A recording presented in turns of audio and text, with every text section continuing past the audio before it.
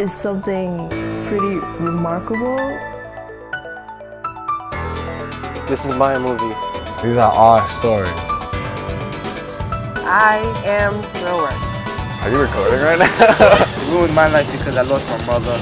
We were really at the age where it was going to affect us the most. Listen to my story. This is my story. Get inspired by us teens. This is where I can tell my story. Where teens from New York are given a voice. This is RealWorks.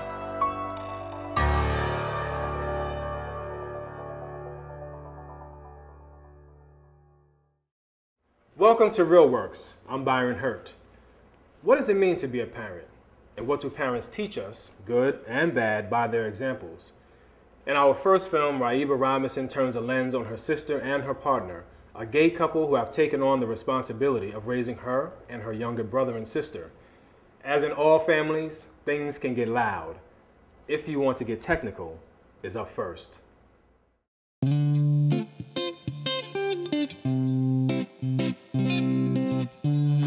me alone! Leave me alone! Stop in my ear!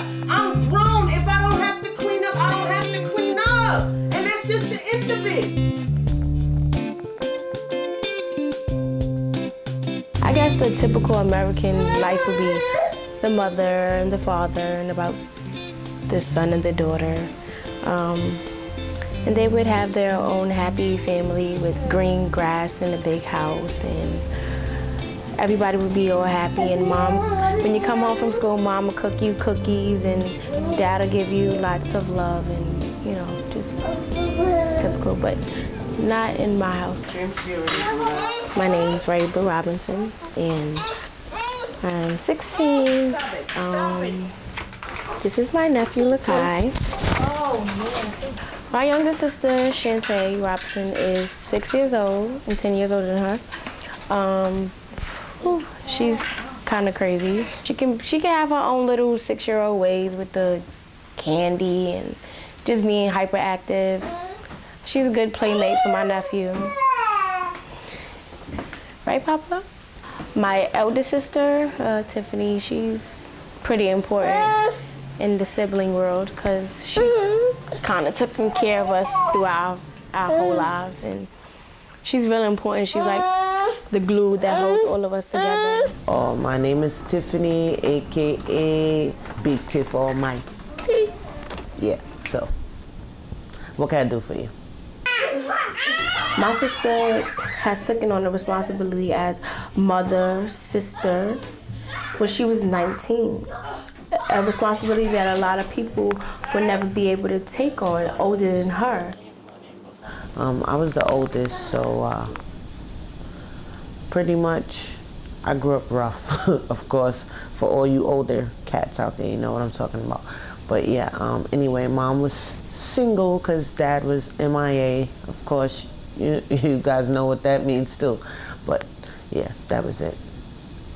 Sometimes I feel bad because I know that she hasn't gotten everything that she's wanted to get out of life due to the fact that she's had to take on certain things. And it kind of hurts her as well. Just sit down. When Carrie came into the picture about 4 years ago, a lot of things changed, not for only the family as of and me, my brothers and sisters, but also for my sister because she began to realize a lot of things about herself and she began to grow as a person. So, when did you realize your sexuality? Well, I probably clicked to me when I was like in high school because when I first started high school, you know, I was a little geeky. I was like, I'm not gonna talk to nobody, I'm not gonna be bad, you know. But then, you know, what's crazy, the girls started looking real good in school. So I was like, oh man, but I'm a girl, I'm supposed to like boys, but the boys was a little stinky and, you know, they play basketball. They like the things I like. I like the girls. I think high school, yeah. pretty much high school. Oh, I always knew. I think I've always known that I was gay. Tiffany and Carrie is a homosexual couple. And in society, a lot of people would never accept them. And I think that that's not how it should be seen, because they're people just like anyone else. We are a real couple, a regular couple. They want to say, oh, you're a friend, and like our problems are not real because we're two females. Yeah. And a lot of the time they discriminate because they won't give her the same rights as they would give a male, but she plays that part. That's my husband. You the man. You the man. I'm the man sometimes. I'm the man sometimes. Yeah, we both the man. But I look better in the pants. Yeah. No, what are you talking about? I really do. And my tie. We both the man. Friends look at me as a together woman. As a couple, I think they don't look at us as being straight or gay. They just say, oh, that's Carrie and Tiff. They always say that. I personally feel like they can't say gay in their own self because it's hard for them to accept that we're gay and we really have a normal family. I know that many people could never understand my household and would never accept us as a family, but they have to realize that this is what it is. This is my family, and just like anyone else's family, we love, respect, and love each other. Kids learn what you teach them. We're gonna teach them that you need two loving parents.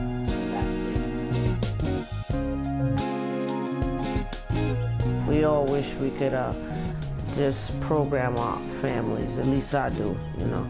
But I wish they could just open their minds and listen and think more clearly before they act and before they speak. They need to think and they need to understand. They go to school, they go to work, they have kids, they have lives, they have friends. They have everything a normal person has. And excuse me for saying a normal person, but they're people, and that's what others should understand. And they can raise a family, and they can have careers, and they can be successful in anything that they do, just like any one individual. In our next film, filmmaker Eric Balgley brings us a story of how his family came to be. His grandparents met on a Brooklyn tennis court in the 1930s and have been in love ever since. Love Match is next. Let's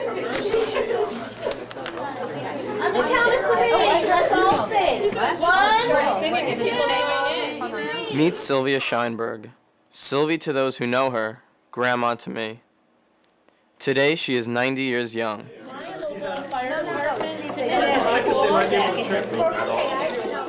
That handsome young man beside her is my grandfather, Harry. I love my grandparents and have always been fascinated by their stories, especially the one about how they met. Because when you think about it, their story, my mother's story, and ultimately my story began a little over 65 years ago on a tennis court in Crown Heights, Brooklyn. It was a very, very hot day, the early part of the summer, and most of us went to the tennis courts. I was very tired that morning, and I said to my mother, oh, I can't do anything today. And she said, why don't you take your tennis racket and go play? I had a few games of tennis, but then everybody started to go home. So I decided to go home too, and I might as well have had my lunch. On the way to the tennis court, I met Harry's mother. And she said, oh, you're going to the tennis court? Say hello to my boy. I said, oh, I don't do those things. I was very shy, and I said, I don't do those things. And she said, oh, in these times, you better be more forward. When I got home, I had my lunch, and my mother says, what are you going to do? I said, I'm going back to the tennis court. She says, maybe you'll meet her there. She'll say hello to you. I says, I didn't meet who? He says, a young lady.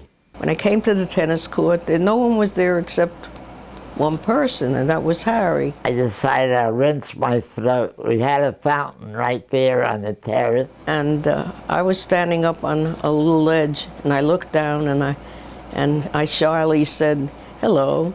I picked my head up, and there was this young lady standing there. So I said, hello, how are you? She says, I'm fine. And then he went on his way. He was going home. I went home. My mother asked me, did you see her? I says, yeah, somebody said hello. Why don't you go back and see who she is? A few minutes later, Harry's back. Harry's back. They were in love, so they did what any other young couple would do. They went into business together. We gradually opened a hardware and a house furnishing store. Sylvia worked the cosmetic counter and the notions counter. Don't forget that I was. Did the hardware. Don't forget I was the plant doctor. Don't forget that. Wait, she also was what they call a plant doctor. Those days you didn't make such a big fuss over weddings, and my mother. So we had the wedding at home, and then of course we didn't have any. We didn't have money to go on a honeymoon, and we had the store. So the very next day we went to the store. One day my wife came to our place of business, and she says, do you know, I'm going to have a little baby. So we were both so happy about it. And then my son Stephen was born. And then when my daughter Judy was born, the second child, Stephen looked at her, he says, she's got such beautiful eyes. And then Marilyn was born. She was a premature baby. She was very small, but she was so adorable. She was so beautiful. They never gave me any trouble. They weren't normal because they never gave me too much trouble. Not much. Harry and Sylvia were proud parents, and they raised their children while running the store in Crown Heights, which was then a diverse neighborhood in the heart of Brooklyn. By the time all three kids had gone off to college, the city had changed, and it was about to get worse. One night there was a blackout in the entire borough of Brooklyn. We got a phone call that night, and they said, you're ruined, you're ruined, your store is wrecked. People broke in and stole whatever they wanted. There was nothing left. We had to go out of business. It was like 35 years of work that we had, and everything was destroyed. But in a way, we were glad because we were trying to get out of there. The neighborhood was getting very bad. So because of that, I had the opportunity of coming to Delaware, to the neighborhood, a senior citizen housing. And we still live there to this day. When we came here, we only had about $34 in the bank or something like that. Very little. For a while, I couldn't get any unemployment. And then I got to work in a magic shop. But then gradually, I had to break away from that. And we became gardeners. We would get up very early in the morning, before the sun came up, to do the gardening. People would look out of their windows and see us working in the garden. And many times he would embrace me while we were in the garden. You know, while we were walking, he put his arms around me. And they were so envious. They started over and enjoyed a simpler life, gardening and, of course, playing tennis. But then, my grandpa suffered a stroke, and everything changed. The stroke did something very bad to me. Because for quite a few months I had to walk around with a crutch or a cane, and then gradually a walker. But then after a little while, he stopped doing things. And a lot of times I have to tell him what to do, you know, because otherwise he wouldn't take care of his health so much. And he resents it. He's beginning to resent it, and it hasn't changed that much, but it's different. It can't be the same. Can't be the same. But the love is still there, you see. That's 8, 4, 5, and 24 is 29. 29. Now that we're 90 years old and we don't go anywhere, we still have a wonderful quality of life because every moment is taken up with something. We love to read, we read books, we read, we love music, we listen to music, and I hope to live till 100. Because my mother said if you do it for 100 years, you'll live 100 years. And that's that. Let that be a lesson to you. Look at that. Look at that. Look at him. Look at him. Raine O'Kelly Rodriguez's father has missed out on much of her growing up. In fact, even though he owns his own bicycle shop, he never taught his own daughter how to ride a bike. He tries to make up for lost time in the donkey and the bicycle. Next.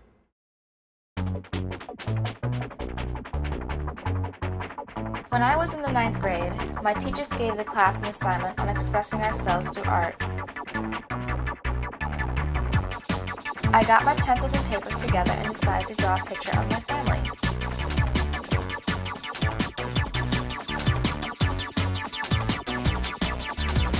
This was how I felt at the time.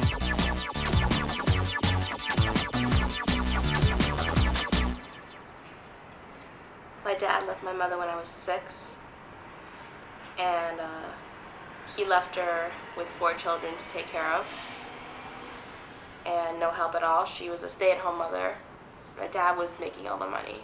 He just left us, and we stayed in the apartment at 99 6th Avenue, and he really wasn't concerned about how the rent would be paid or how you kids would have to eat or anything of that nature. She couldn't pay the rent for 2 years, and then we had to leave the big, nice house we used to live in, and then we had to move to a smaller apartment on 5th Street. It wasn't until we had to move to the Bronx we saw less of him, and then after the Bronx we moved into my grandmother's house, and my grandmother wanted us out, so we then had to stay in motel, like the motel in Queens. That's not fun. I kind of thought moving was fun because, oh, it's a new place. You never know what it's going to be like or look like, but it's not fun packing up all your things and not knowing what's going to be your real home. After the motels, we moved into 511 Vanderbilt. That was pretty nice, but the landlady had to kick us out. Then we moved to 17 Clifton Place. That was a sort of nice place. It had room, but it was not very well taken care of. I think it was when I started living, when we lived over there, that I realized my dad isn't so great after all. Like he didn't care. Like he felt like that our family was falling apart and that everything was just changing. It was like an unbelievable thing, and I thought it would never happen to me. And then after all the moves, got lower and lower to the point where, you know, I was about to crack. It kind of sucked because I was thinking back then that I really wanted them to get back together, that things were better when we were all together, and I was still curious as to why this all happened. We grew apart, you know, we became different people. I became a different person. I am accountable for not living up to the commitment and not knowing better at an early age what I was really doing. It just feels like he doesn't love us. I feel like he just might as well have said that instead of just, you know, kept saying you love us but then never see us. And I guess him being never around indicated something. To the point where I think that he just stopped caring about us. I lived with guilt about it.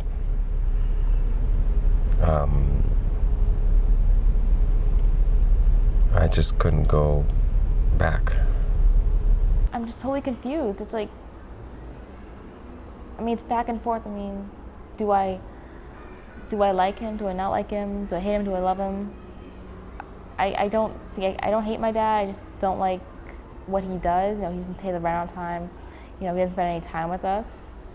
You know, that gets me upset at him. I just had never been the best father.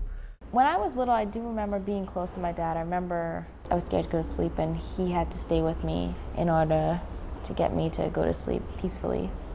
And I remember, you know, always being attached to him. We always spent a lot of time together. He would take me to the playgrounds and, you know, buy me ice cream. And once he left and I saw less of that, you know, it got me confused. I just wish I could have that again. What's like the most important thing that a father should promise a child? I think a promise is to show them love, consideration, availability, whether it's emotional, financial, or, you know, whatever. And he says that he's never gone, he's never not reachable, but he's just not 100%. But I should have told him, you already left, but it feels like you're not there. With my dad gone, I no longer had someone to push me on the swings, He made a cocoon.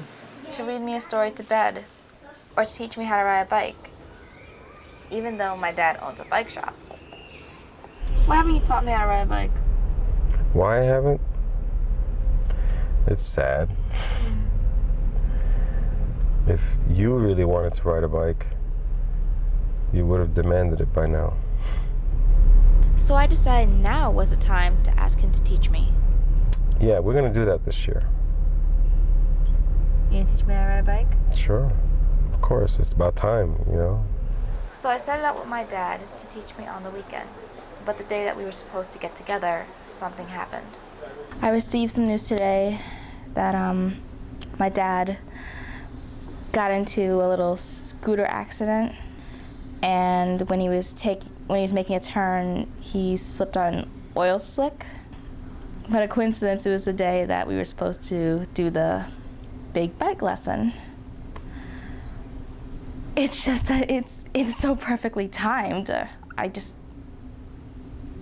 can't believe this is happening. I mean, I was nervous to do this, but at the same time, I wanted to do this. Another letdown once again, but I wasn't going to let that be the end of it. So as soon as he recovered, we tried again. Hey. Hey, Dad? Yeah, looking more like 5:30 yet. Okay, 5:30? Yeah. All right. Okay. And can you pick me up? Huh? Are you gonna pick me up? Yeah. Okay. All right. All right. I gotta bring a bike, right? Mhm. Okay. Okay. Bye-bye. Bye. Okay, today is the day that Dad is going to teach me how to ride a bike. I'm a little nervous, but I'm excited because I don't know what's gonna happen. You know, this is something that, you know, me and my dad can connect on, and I'll be able to go to the store and, you know, get the bike fixed. He'll give me a bike, hopefully, and yeah, this will be good for us. So I can't wait till it happens. We'll see. So what do you hope this will do for us, you know? You know, one step at a time. I think with moments like this, make it better for us. Mhm. Will you give me a bike? Of course. Okay. There's your bike. Ah, it's nice. Cool.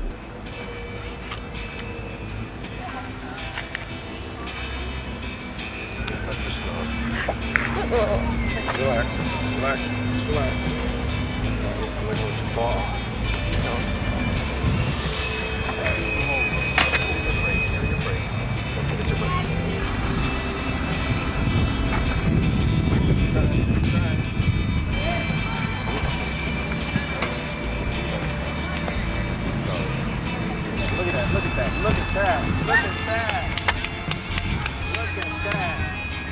Love you. You did great.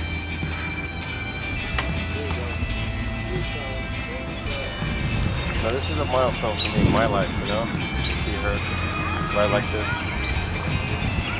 16 years old. It's amazing.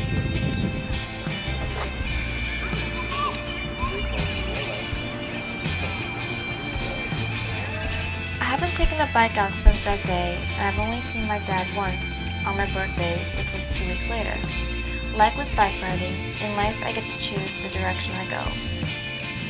I hope he'll be there to help me with the journey.